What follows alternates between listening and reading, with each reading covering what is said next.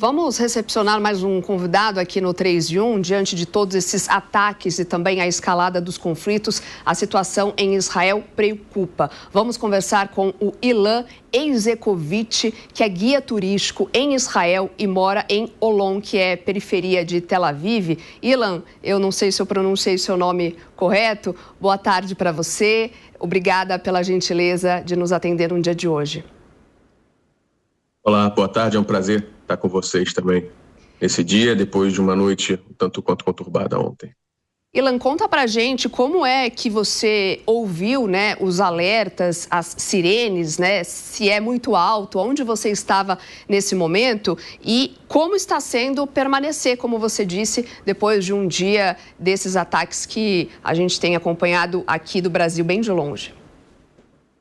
Bem, acho que no meu caso foi algo bem especial.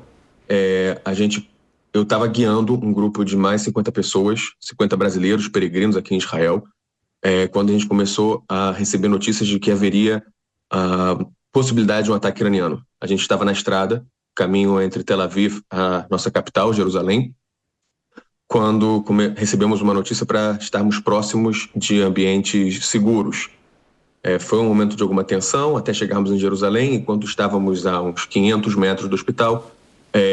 Não só o meu telefone, mas todos os turistas que estavam no ônibus, independente se eles tinham acesso à internet ou não, receberam uma notificação de um órgão aqui do governo chamado Picud Aoref, informando que deveria ir naquele momento, naquele instante, para algum ambiente seguro.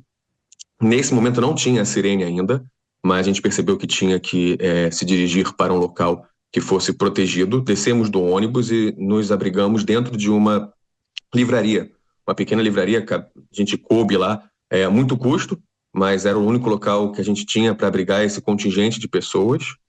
Ficamos lá algo como uns 12 minutos e aí sim começaram as sirenes. Dentro da livraria a gente tinha os turistas e algumas outras pessoas transeuntes.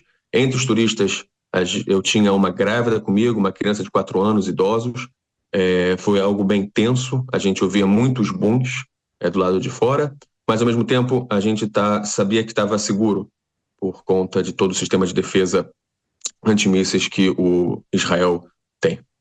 Só aproveitando e passando na frente um pouco da pergunta dos meninos aqui no estúdio, aproveitando que você falou, né, que você estava com turistas, você é guia turístico, você sentiu que nesses últimos tempos as pessoas têm buscado menos querer conhecer Israel por conta desses conflitos, ou você não sentiu essa mudança, continua igual, até porque você estava no momento com um grupo, né, de turistas? Não, realmente, a indústria do turismo sempre é a primeira a sentir esses impactos e a última a se recompor. Eu teria um grupo, inclusive, para começar dia 8 de outubro do ano passado, que foi cancelado. Desde então, eu tive algo como 4, 5 grupos, os quais eu guiei, além de turistas privados que vêm para cá, dentre judeus, cristãos. Ainda tem muita procura, eles, claro, ficam muito ansiosos, inseguros, mas eles têm um desejo muito grande de visitar Israel, de percorrer os caminhos de Cristo. E os que vêm para cá, eles se sentem seguros. O grupo em questão, ele fez o passeio todo conosco, seguindo as orientações do governo, não houve nenhum incidente até o dia de ontem. E, claro, houve também uma queda por conta da quantidade de voos, os voos foram cancelados, então é mais difícil ter a chegada dos turistas aqui, mas eu recebo frequentemente pelas minhas redes sociais turistas interessados em vir para cá, mesmo com a guerra. Inclusive judeus e não judeus que vêm para cá visando o voluntariado. Isso aconteceu bastante, o turismo visando o voluntariado para trabalhar junto aos campos, tendo em vista que muitos trabalhadores estrangeiros, como tailandeses e nepaleses, voltaram aos seus respectivos países quando a guerra começou. Agora sim, Ilan, a pergunta de Gustavo Segré. Ilan, boa tarde. Há pouco menos de 3 meses, o vice-presidente do Brasil, Geraldo Alckmin, esteve na assunção do presidente iraniano e compartilhou uma foto que para muitos, e me incluo, foi um pouco lamentável, porque estava do lado das máximas autoridades do Jihad Islâmica, Hezbollah, Hamas e os Houthis. Como isso pode repercutir na visão que vocês daí têm sobre o governo brasileiro? Olha, acho que desde que a guerra começou, os brasileiros que residem aqui em Israel, bem como os israelenses, estão tanto quanto apontados com a posição do governo brasileiro, tanto do Lula quanto de Celso Amorim e de toda o Itamaraty, mas, de certa forma, não foi surpreendente, tendo em vista o posicionamento do governo desde o início do conflito. A gente teve um brasileiro que até ter o corpo resgatado ficou na mão dos terroristas durante alguns meses, e a gente não via nenhum tipo de posicionamento do governo em relação a isso. A gente sentia uma certa tendenciosidade por parte do governo. Então, ver o Alckmin junto a esses terroristas não surpreendeu tanto assim. Mas, de certa forma, desde o início do governo do Luiz Inácio Lula da Silva, a gente sente que as relações entre ambos os países estão tanto quanto deterioradas, que é uma pena, porque Brasil e Israel são parceiros. Inclusive, a gente deve, aqui em Israel, a gente deve muito ao Brasil. O Oswaldo Aranha foi um grande ícone na criação do Estado. Então, ver as nossas relações chegando nesse nível é um tanto quanto triste para nós. Agora a pergunta de José Maria Trindade. Pois muito boa noite aí, né? Boa tarde aqui para o Brasil. Além da área turística, eu sinto que a vida geral em Israel ficou diferente, né? Eu queria saber sobre a liberdade de imprensa, como está a liberdade de imprensa e o nível de informação através aí dos canais tradicionais, rádio, TV e jornais, como está a situação? O país em guerra, a tendência natural é que seja um pouco restrito esse tipo de comunicado para não fornecer exatamente ao adversário informações consideradas importantes.